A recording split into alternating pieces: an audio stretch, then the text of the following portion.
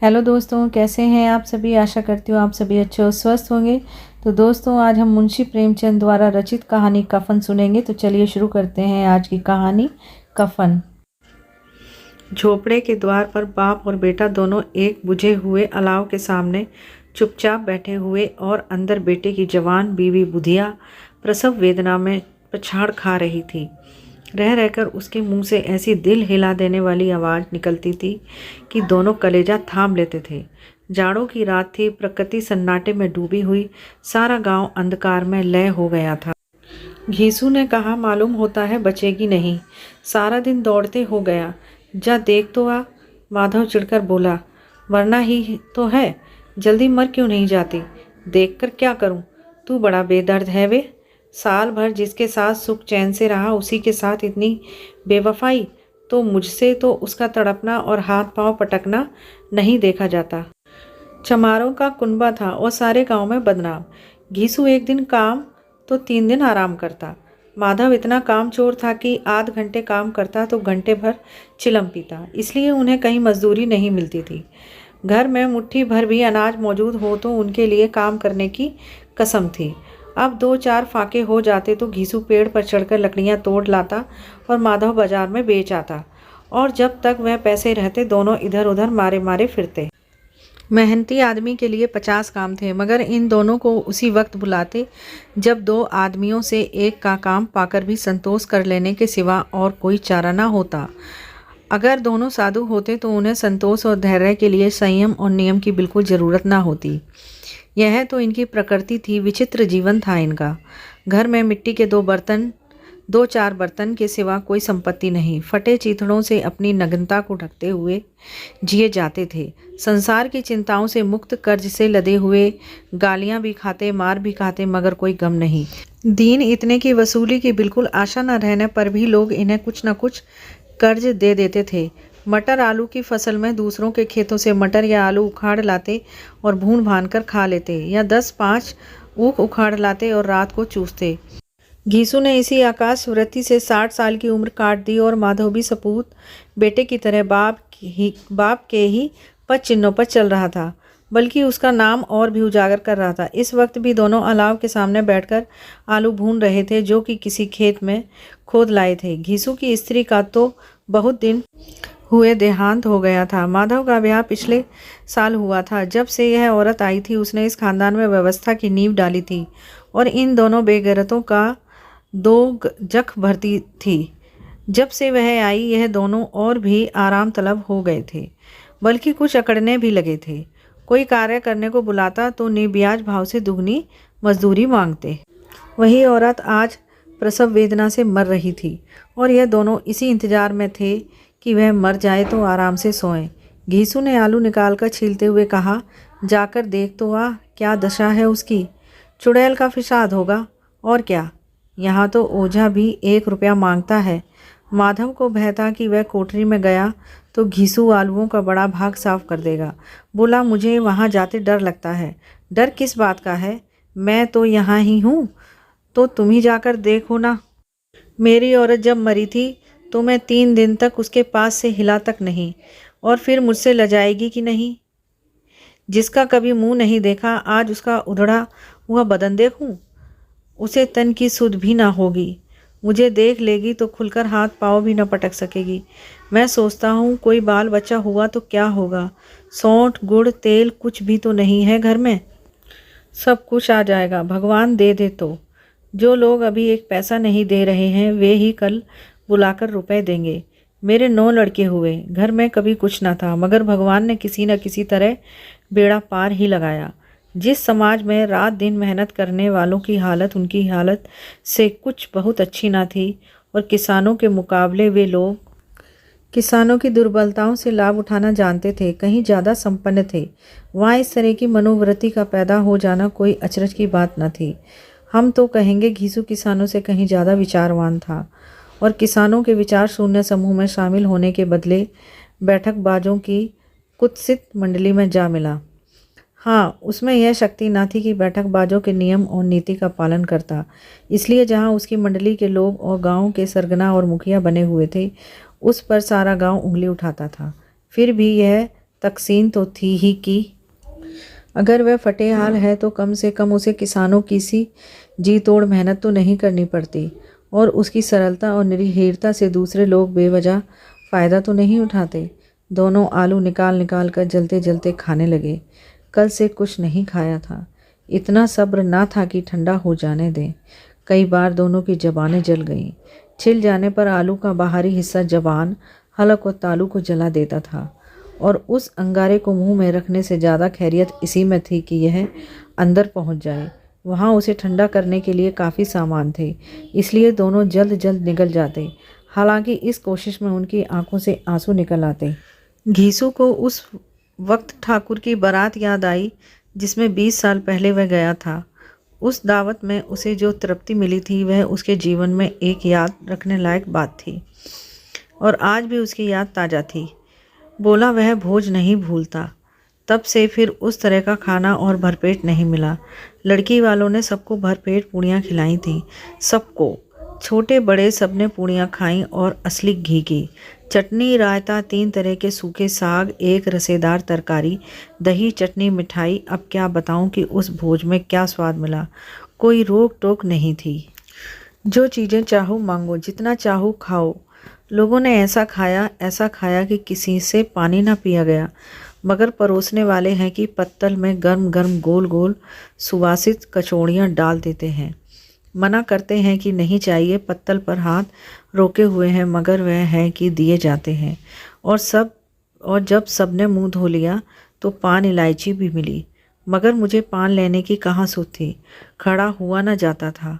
चटपट जाकर अपने कंबल में लेट गया। ऐसा दिल दरियाव था वह ठाकुर। माधव ने इन पदार्थों का मन ही मन मजा लेते हुए कहा, अब हमें कोई ऐसा भोज नहीं खिलाता। अब कोई क्या खिलाएगा। वह ज़माना दूसरा था। अब तो सबको किफ़ायत सूझती है। शादी ब्याह में मत खर्च करो, क्रियाक्रम में मत खर्च करो। पूछो गरीबों का माल बटोर बटोर कर कहाँ रखोगे। बटोरने में तो कमी नहीं है, हाँ खर्च में किफ़ायत सूझती है। तुमने 20 पूरियाँ खाई होंगी, 20 से ज़्यादा खाई थी। मैं 50 खा जाता, 50 से कम मैंने ना खाई होंगी। अच्छा पका था। तू तो मेरा आधा भी नहीं है। आलू खाकर दोनों ने पानी पिया और वहीं अलाव के सामने अपनी धोतियां ओढ़कर पांव पेट में डाले सो रहे थे, जैसे 2 बड़े बड़े अजगर गेंडुलियां मारे पड़े हों। और बुधिया अभी तक करा रही थी। सवेरे माधव ने कोठरी में जाकर देखा तो उसकी स्त्री ठंडी हो गई थी। उसके मुंह पर मक्खियां भिनक रही थीं। पथराई हुई आंखें ऊपर टंगी हुई थी। सारी देह धूल से लथपथ हो रही थी। उसके पेट में बच्चा मर गया था। माधव भागा हुआ घीसू के पास आया। फिर दोनों जोर जोर से हाय हाय करने और छाती पीटने लगे। पड़ोस वालों ने यह रोना धोना सुना और दौड़े हुए आए और पुरानी मर्यादा के अनुसार इन अभागों को समझाने लगे। मगर ज़्यादा रोने पीटने का अवसर न था। कफन की और लकड़ी की फिक्र करनी थी। घर में तो पैसा जैसे चील के घोंसले में मांस। बाप बेटे रोते हुए गांव के जमींदार के पास गए। वह इन दोनों की सूरत से नफरत करते थे। कई बार इन्हें अपने हाथों से पीट चुके थे। चोरी करने के लिए, वादे पर काम ना आने के लिए। पूछा क्या है वे घीसू, रोता क्यों है। अब तो तू कहीं दिखलाई भी नहीं देता। मालूम होता है इस गांव में रहना नहीं चाहता।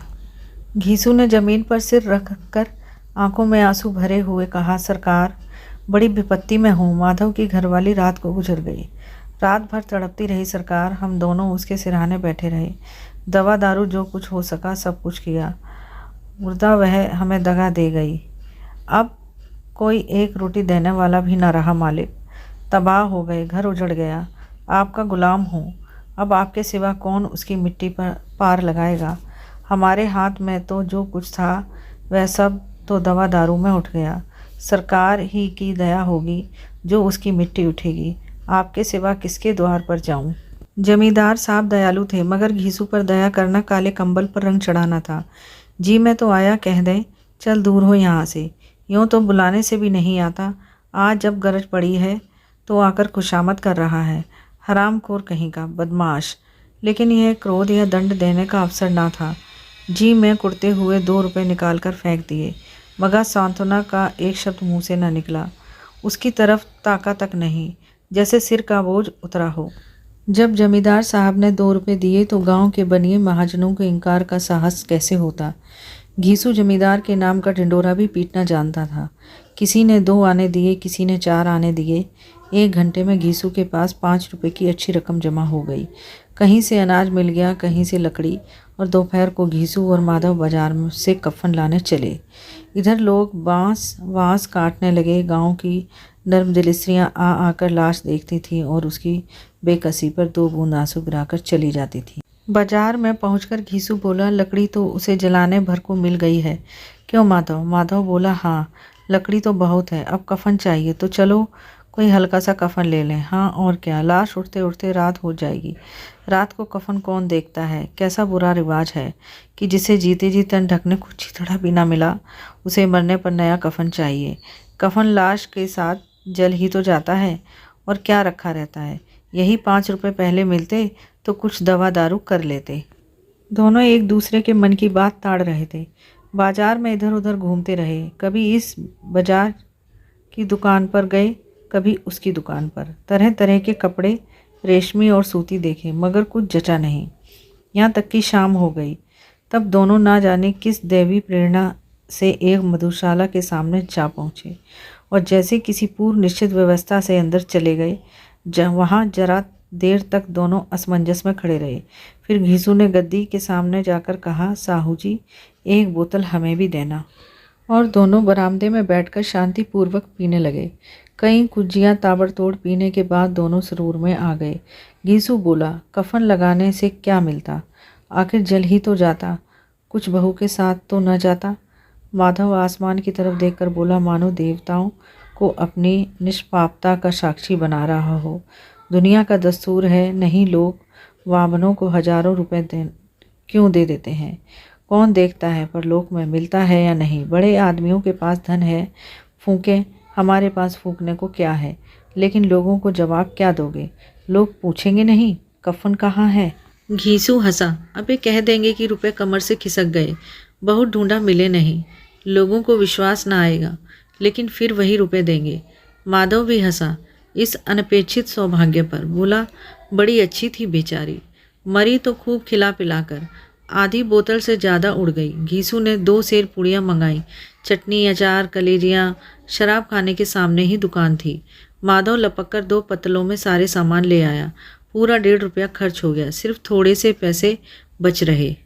दोनों इस वक्त इस शान में बैठे पुड़ियाँ खा रहे थे जैसे जंगल में कोई शेर अपना शिकार उड़ा रहा हो। न जवाबदेही का खौफ था, न बदनामी की फिक्र। इन सब भावनाओं को उन्होंने बहुत पहले ही जीत लिया था। घीसू दार्शनिक भाव से बोला, हमारी आत्मा प्रसन्न हो रही है तो क्या उसे पुण्य न होगा? माधव ने श्रद्धा से सिर झुकाकर तस्दीक की, जरूर से जरूर होगा। भगवान तुम अंतर्यामी हो, उसे बैकुंठ ले जाना। हम दोनों हृदय से आशीर्वाद दे रहे हैं। आज जो भोजन मिला वह कभी उम्र भर ना मिला था। एक क्षण के बाद माधव के मन में शंका जागी। बोला, क्यों दादा, हम लोग भी एक ना एक दिन वहाँ जाएंगे ही। घीसू ने इस भोले भाले सवाल का कुछ उत्तर ना दिया। वह परलोक की बातें सोचकर इस आनंद में बाधा ना डालना चाहता था। जो वहाँ हम लोगों से पूछे कि तुमने हमें कफन क्यों नहीं दिया तो क्या कहोगे? कहेंगे तुम्हारा सिर। पूछेगी तो ज़रूर, तू कैसे जानता है कि उसे कफन ना मिलेगा? तू मुझे ऐसा गधा समझता है? 60 साल क्या दुनिया में घास खोदता रहा हूँ, उसको कफन मिलेगा और बहुत अच्छा मिलेगा। माधव को विश्वास ना आया। बोला, कौन देगा? रुपए तो तुमने चट कर दिए। वह तो मुझसे पूछेगी, उसकी मांग में तो सिंदूर मैंने डाला था। कौन देगा? बताते क्यों नहीं? वही लोग देंगे जिन्होंने अबकी दिया। हाँ, अबकी रुपए हमारे हाथ ना आएंगे। ज्यों-ज्यों अंधेरा बढ़ता था और सितारों की चमक तेज होती थी, मधुशाला की रौनक भी बढ़ती जाती थी। कोई गाता था, कोई डींगे मारता था, कोई अपने संगी के गले लिपटा जाता था, कोई अपने दोस्त के मुंह में कुल्हड़ लगाए देता था। वहाँ के वातावरण में सुरूर था, हवा में नशा। कितने तो यहाँ आकर एक चुल्लू में मस्त हो जाते थे। शराब से ज़्यादा यहाँ की हवा उन पर नशा करती थी। जीवन की बाधाएं यहाँ खींच लाती थीं और कुछ देर के लिए यह भूल जाते थे कि वे जीते हैं या मरते हैं, या ना जीते हैं ना मरते हैं। और यह दोनों बाप बेटे अब भी मज़े ले लेकर चुस्कियाँ ले रहे थे। सबकी निगाहें इनकी ओर जमी हुई थी। दोनों कितने भाग्य के बली हैं। पूरी बोतल बीच में है। भरपेट खाकर माधव ने बची हुई पूड़ियों का पत्तल उठाकर एक भिखारी को दे दिया, जो खड़ा इनकी ओर भूखी आंखों से देख रहा था और देने के गौरव, आनंद और उल्लास का अपने जीवन में पहली बार अनुभव किया। घीसू ने कहा, ले जा, खूब खा और आशीर्वाद दे। जिसकी कमाई है वह तो मर गई, मगर तेरा आशीर्वाद उसे जरूर पहुँचेगा। रोए रोए से आशीर्वाद दो, बड़ी गाड़ी कमाई के पैसे हैं। माधव ने फिर आसमान की तरफ देखकर कहा, वह बैकुंठ में जाएगी दादा, बैकुंठ की रानी बनेगी। घीसू खड़ा हो गया और जैसे उल्लास की लहरों में तैरता हुआ बोला, हाँ बेटा, बैकुंठ में जाएगी। किसी को सताया नहीं, किसी को दबाया नहीं, मरते मरते हमारी ज़िंदगी की सबसे बड़ी लालसा पूरी कर गई।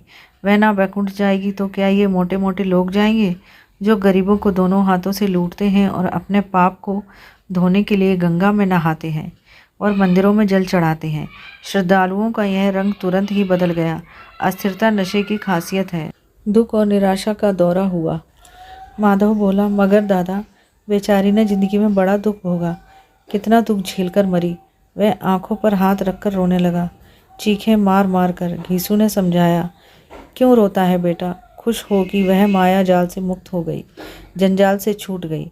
बड़ी भाग्यवान थी जो इतनी जल्द माया मोह के बंधन तोड़ दिए। और दोनों खड़े होकर गाना गाने लगे, ठगनी क्यों नैना झमकावे ठगनी। पियक्कड़ों की आंखें इनकी ओर लगी हुई थीं और यह दोनों अपने दिल में मस्त गाए जाते थे। फिर दोनों नाचने लगे, उछले भी, कूदे भी, गिरे भी, मटके भी, भाव भी बताए, अभिनय भी किए और आखिर नशे में मदमस्त होकर वहीं गिर पड़े। तो दोस्तों, कैसी लगी आपको ये कहानी, कमेंट बॉक्स में ज़रूर लिखें। अगर आपको ये कहानी पसंद आई हो तो वीडियो को लाइक करें, शेयर करें और प्लीज़ चैनल को सब्सक्राइब करके बेल आइकन को प्रेस करें, जिससे आगे आने वाली स्टोरी का आपको टाइम से नोटिफिकेशन मिल जाएगा। तब तक स्वस्थ रहिए और खुश रहिए।